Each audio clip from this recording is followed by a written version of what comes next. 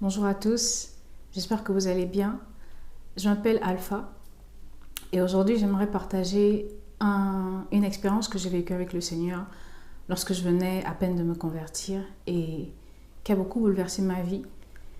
J'espère qu'elle pourra parler au cœur de quelqu'un, qu'elle pourra encourager quelqu'un, qu'elle pourra interpeller quelqu'un selon que le Seigneur permette que je le partage. Je bénis le Seigneur pour tout ce qu'il fait dans ma vie et tout ce qu'il a fait dans ma vie depuis que je me suis convertie.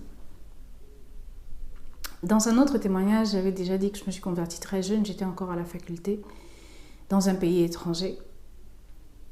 Et j'étais en Ukraine, pour tout dire. Et en Ukraine, j'avais choisi d'apprendre à parler la langue russe. Et donc, je faisais mes études en russe. Et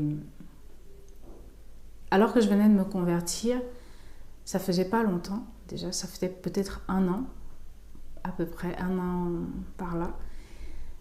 J'étais en retard pour les cours le matin et j'avais fait ma prière du matin comme d'habitude. Et donc, je me suis pressée de sortir et je ne me rappelle plus très bien la prière que j'avais faite ce matin-là.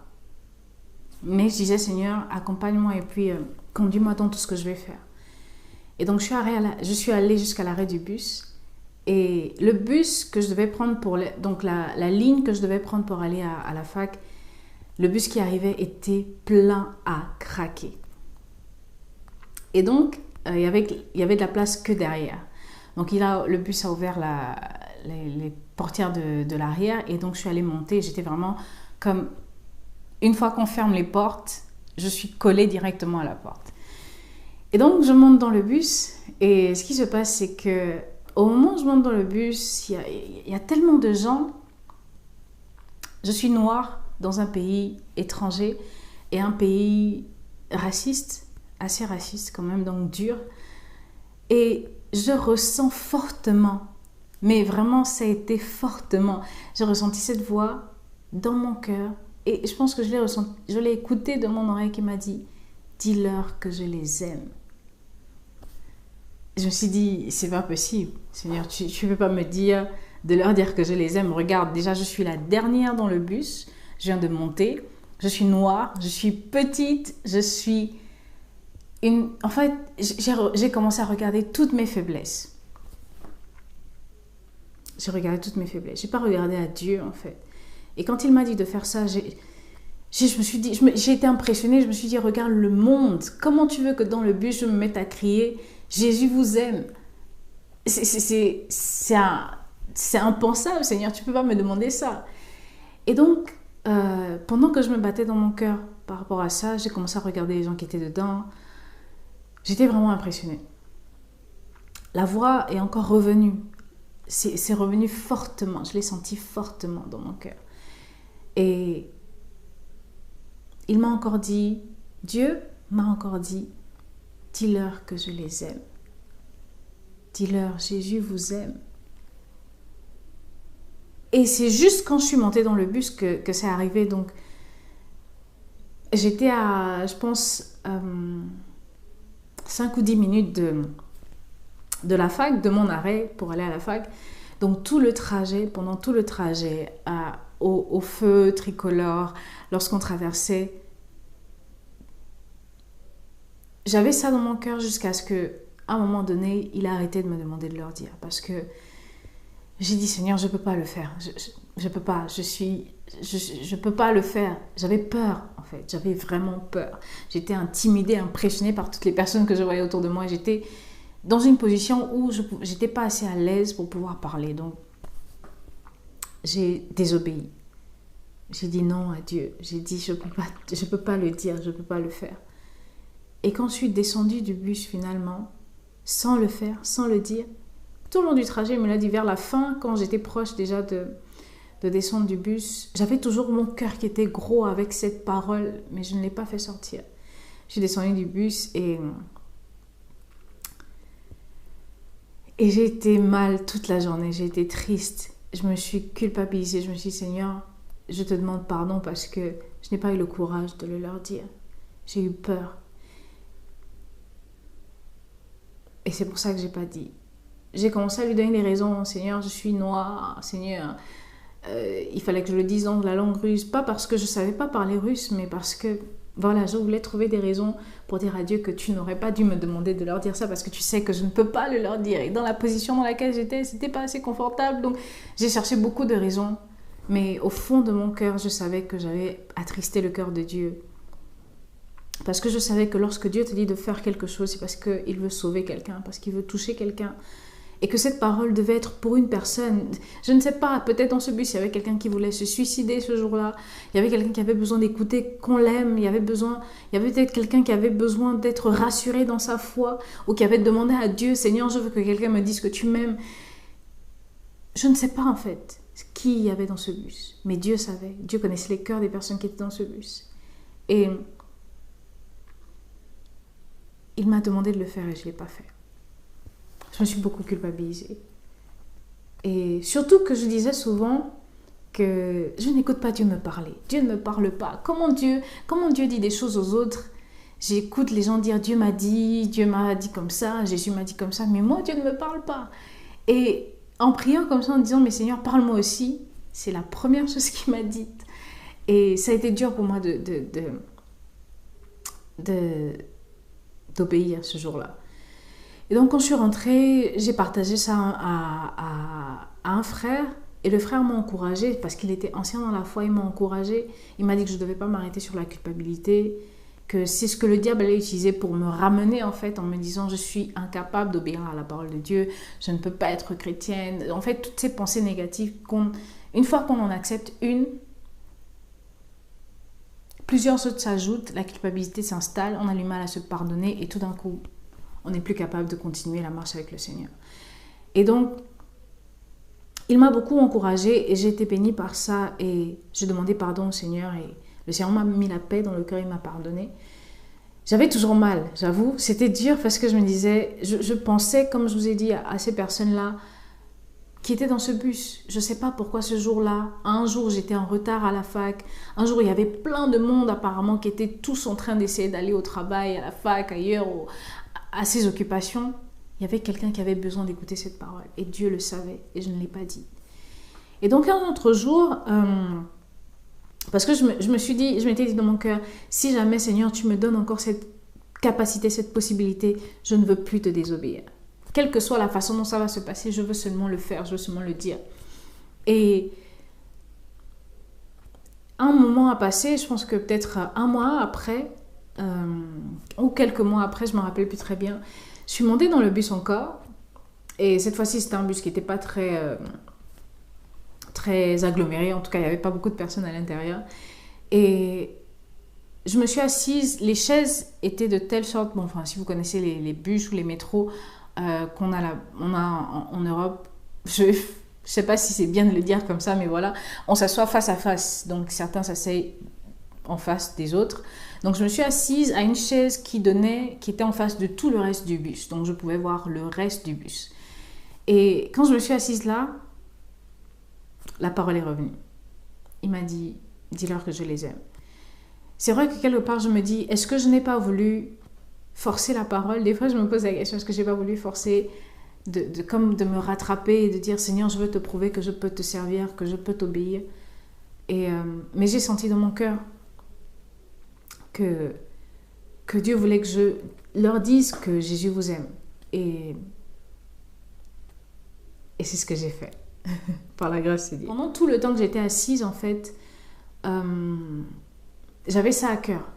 Et donc, j'ai commencé à regarder les gens qui avaient dans le bus. Je me suis dit, il y a qui, il y a quoi? Il y avait pas beaucoup de jeunes personnes, quelques-uns. Il y avait des personnes peut-être de 30-40 ans, parce que j'étais très jeune à l'époque. Je suis toujours jeune, mais j'étais beaucoup plus jeune à cette époque-là. Et il y avait en face de moi une maman. Elle n'était pas très vieille, mais je pense qu'elle était déjà dans la cinquantaine et autres. Donc quand je me suis levée, je voulais encore descendre sans le dire en me disant non, mais là c'est ma chair, là c'est moi qui veux faire genre, je n'ai pas obéi la première fois, je vais obéir cette fois-ci. Mais après je me suis dit, mais si je descends encore de ce bus sans le dire, comme je suis descendue la dernière fois sans le dire, je vais me culpabiliser. Et à quoi ça aurait servi que je demande pardon à Dieu à cette période-là pour refaire la même chose encore après? Et donc, lorsque j'ai demandé l'arrêt, j'étais quand même assez loin de l'arrêt et je me suis retournée, debout devant tout le reste des passagers du bus. Je leur ai dit, Jésus vous aime. Isus любит вас. Isus любит вас. Je ne sais pas si je me rappelle plus si j'ai dit quelque chose d'autre. Je pense que j'ai voulu, oui, je me rappelle, j'ai voulu juste avoir comme une introduction et j'ai dit bonjour à tous, j'aimerais juste vous dire quelque chose, Jésus vous aime. Donc en russe, ce serait, je pense que je leur avais dit, c'était le matin ou l'après-midi, je leur avais dit Добрый день, всем доброе утро, всем добрый день. Я просто хотела вам сказать, что Иисус любит вас. Я просто хотела вам сказать, что Иисус любит вас. Je leur ai dit ça et quand j'ai dit ça, la dame qui était juste en face de moi, donc à la première rangée, elle a, en fait, mes yeux se sont tournés vers elle et j'ai vu comment elle a saisi la parole, elle a fermé les yeux, elle a dit Amen dans son... En fait, elle a marmonné Amen. Et les autres m'ont juste regardé genre, elle est un peu, c'est quoi son problème? Et je l'ai dit, je suis descendue. Et cette femme-là, jusqu'aujourd'hui, je vois dans mon esprit comment elle avait dit, elle avait saisi cette parole. Et je suis descendue, j'étais en joie. J'ai dit, Seigneur, je te bénis parce que cette fois-ci, je ne t'ai pas déshonoré. Cette fois-ci, je n'ai pas désobéi. Cette fois-ci, je n'ai pas eu peur. J'ai oublié qui j'étais et j'ai juste fait ce que tu me demandais de faire. Et par là, j'ai appris que lorsque Dieu nous demande de faire quelque chose, il connaît nos faiblesses. Il sait qu'on est jeune, qu'on est petite, parce que je ne suis pas très grande de taille, qu'on est noir dans un pays de blancs, qu'on est marginalisé parce qu'on est noir dans un pays de racisme. Mais c'est justement toi, c'est justement ce genre de personnes-là que Dieu veut utiliser pour sa gloire, pour d'autres personnes, pour confondre. La parole de Dieu dit que Dieu utilise les choses viles, les choses vaines de ce monde pour confondre les grands, pour confondre ceux qui pensent être sages, être quelqu'un dans ce monde. Il utilise les personnes qui sont méprisées, qui sont martyrisées, qui sont marginalisées pour montrer sa gloire et pour aussi te montrer à toi-même qui pense que tu n'es rien, que tu as de la valeur. Et j'ai compris dans cette expérience-là que lorsque Dieu nous demande de faire quelque chose pour lui, on ne doit pas regarder à nos faiblesses. On ne doit pas regarder à ce qu'on est capable ou pas capable de faire. Si Dieu nous dit de le faire, c'est qu'il avait déjà jugé qu'on était digne et qu'on était capable de le faire. Il nous avait déjà donné tout ce qu'il fallait pour le faire. Et que lorsque Dieu nous demande d'obéir à sa parole, on ne doit pas se regarder à nous-mêmes, sinon on sera découragé. On se sentira incapable. On doit regarder à Dieu. Lorsqu'on regarde à Dieu, chaque fois que Dieu nous demande de faire quelque chose, on est capable de tout faire parce que la parole de Dieu dit que je puis tout par celui qui me fortifie. Et celui qui me fortifie, c'est celui qui est en moi, que j'ai accepté, qui vit en moi par son esprit, Jésus-Christ de Nazareth. Et lorsque Jésus te demande de faire quelque chose pour lui, pour les autres, fais-le simplement. Et lorsque je suis descendue du bus, j'ai partagé ça avec le frère qui m'avait encouragée la dernière fois. Je lui ai dit que voilà, le Seigneur m'a encore parlé. Il m'a fait grâce, il m'a donné encore la possibilité de me rattraper. J'ai pu le dire, cette fois-ci j'ai pu le dire, j'ai pu dire aux gens que Jésus vous aime. Et j'étais tellement dans une grande joie. Et je me suis rendu compte qu'obéir à Dieu, ça procure de la joie, de la paix, de la satisfaction. Tu as l'impression que tu as fait quelque chose de grand. Une aussi petite personne que je suis, le Seigneur m'a utilisée en fait pour bénir quelqu'un, bénir cette femme. Je pense qu'elle avait besoin de l'écouter. Même si tous les autres ont jeté cette parole à terre, cette parole était pour cette seule femme-là. Je le crois parce que c'est elle que j'ai vue. Les autres, quand je regardais l'expression de leur visage, je voyais rien. Mais cette femme-là, elle a saisi cette parole. En fait, j'ai senti qu'elle attendait quelque chose comme ça. Et j'ai béni Dieu. Et On passe souvent à côté de la gloire de Dieu parce qu'on se regarde à soi-même, parce qu'on regarde ses faiblesses, parce qu'on regarde ses manquements, parce qu'on se dit on n'est pas capable et parce qu'on a peur. Oh, la peur. La peur est quelque chose de terrible. C'est une prison dans laquelle Satan nous garde pour nous empêcher de manifester la gloire de Dieu, pour nous empêcher de rentrer dans le plan parfait de Dieu, pour nous empêcher de voir Dieu réel dans nos vies, pour nous empêcher d'être utilisés pour la gloire de Dieu, selon le plan parfait de Dieu pour chacune de nos vies. Et c'est ce que j'ai compris. Je ne dis pas qu'après je suis devenue super chrétienne, que je parlais de Jésus.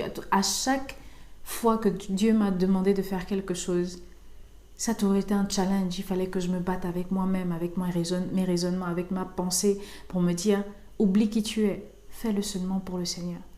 Si on se moque de toi, si on t'insulte, si on te critique, si on te jette quelque chose, des insultes au nez, c'est pas grave, bénis Dieu. Mais au moins, tu auras la joie d'avoir fait ce que ton père te demandait de faire, d'avoir fait ce que ton maître te demandait de faire. Et il y a de la joie à obéir à Dieu. Faire confiance et obéir à Dieu, c'est le secret du bonheur en fait. Et c'est vrai que tous les jours, je dois l'apprendre. Tous les jours, depuis que je me suis convertie en 2012. Aujourd'hui, on est en 2021, donc ça fait 9 ans que je suis convertie. Et donc, en 9 ans, tous les jours, j'apprends en fait avec le Seigneur. Tous les jours, j'avance avec le Seigneur. Tous les jours, à chaque challenge, son degré de foi. C'est ça en fait, c'est ça que je peux dire. Ne pas regarder à soi, c'est ne pas s'arrêter sur la réalité de ce qu'on est, mais regarder, se voir avec la foi en Jésus-Christ. Et lorsqu'on a la foi, on est capable de tout faire. On peut tout par la foi que Jésus a mis en nous. On peut tout par Christ qui nous a purifiés, qui nous a pardonnés, qui nous a libérés, qui nous a délivrés, parce qu'on croit en lui. Et la foi déplace des montagnes. La foi te fait oublier qui tu es, et te fait juste voir Jésus et te donne le courage d'oser. La foi est audacieuse, la foi est courageuse. C'est le type de foi que Jésus nous a donné. Il veut qu'on manifeste maintenant. C'est à chacun d'entre nous de s'efforcer à manifester cette foi. C'est à chacun d'entre nous de s'efforcer à briser les barrières qu'on s'est forgées nous-mêmes par l'éducation qu'on a eue, par les épreuves qu'on a traversées, par ce qu'on voit avec nos yeux. Qu'on ferme nos yeux à ce qu'on voit physiquement et qu'on ouvre nos yeux par la foi et qu'on fasse ce que le Seigneur nous demande de faire. Et donc, j'ai été beaucoup encouragée par cette période, cette expérience de ma vie avec le Seigneur lorsque je venais à peine de me convertir, à peine 1 an. Et le Seigneur m'a mis à cœur aujourd'hui de le partager avec vous pour qu'il encourage certaines personnes, pour qu'il fortifie certaines personnes. Je ne sais pas ce que vous traversez en ce moment. Pour toi qui es nouvellement converti, accroche-toi à Jésus, ne regarde pas à qui tu es, parce que si Jésus a posé son regard sur toi, et s'il a dit, c'est elle ma fille, c'est elle que je veux utiliser, c'est qui t'a jugé digne avant la fondation du monde. Et donc, tout ce qu'il va te demander de faire ne sera jamais trop grand pour toi, ne sera jamais au-dessus de toi. Et même si tu as l'impression que c'est grand, le Seigneur le fait parce qu'il t'emmène quelque part, et que c'est dans le plan parfait, dans le plan qu'il avait déjà établi avant que tu ne naisses, et dans lequel tu devais marcher pour accomplir sa gloire. Et en partageant ça, ça m'encourage encore moi-même en me disant, tu dois avoir une foi audacieuse, tu dois oser faire les choses, mais le faire en regardant à Christ et pas en regardant à ce que tu es capable ou pas capable de faire, pas en regardant ce que les hommes te disent que tu es capable ou pas capable de faire, mais juste en le faisant parce que tu as la foi en Jésus-Christ et parce qu'avec Jésus, tu es capable de tout faire. Rien ne lui est impossible, donc rien ne t'est impossible par Jésus-Christ de Nazareth. Donc voilà un peu mon expérience que je voulais partager avec vous. J'espère qu'elle vous a béni, qu'elle vous a encouragé. Et j'ai été bénie de partager ça avec vous. Le Seigneur m'a fait du bien pendant ces quelques minutes encore. Et il m'a encore enseigné que j'ai besoin que ma foi soit courageuse et audacieuse pour voir de grandes choses avec le Seigneur. Et pour qu'on puisse dire aux autres que Jésus est réel et qu'il fait des choses et qu'il travaille avec chacun d'entre nous, qu'avec des hommes et des femmes qui ne valent rien, mais que Dieu rend capable. Des personnes qui n'ont pas de valeur et à qui Dieu donne de la valeur en lui. Donc, c'est pour t'encourager, pour m'encourager, pour vous encourager, pour encourager chacun d'entre nous à déjà, se convertir et donner nos cœurs à Jésus, pour avoir véritablement le sens de notre vie, de vivre avec un sens réel de notre existence sur terre, mais de marcher par la foi avec le Seigneur pour faire de grandes choses avec lui, pour sa gloire. Donc que le Seigneur vous bénisse et au prochain témoignage par la grâce de Dieu. Amen.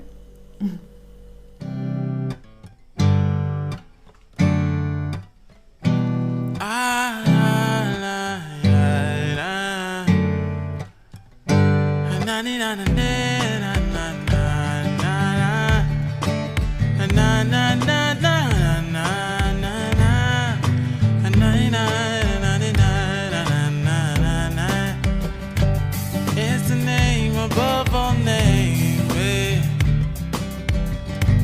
It's the name.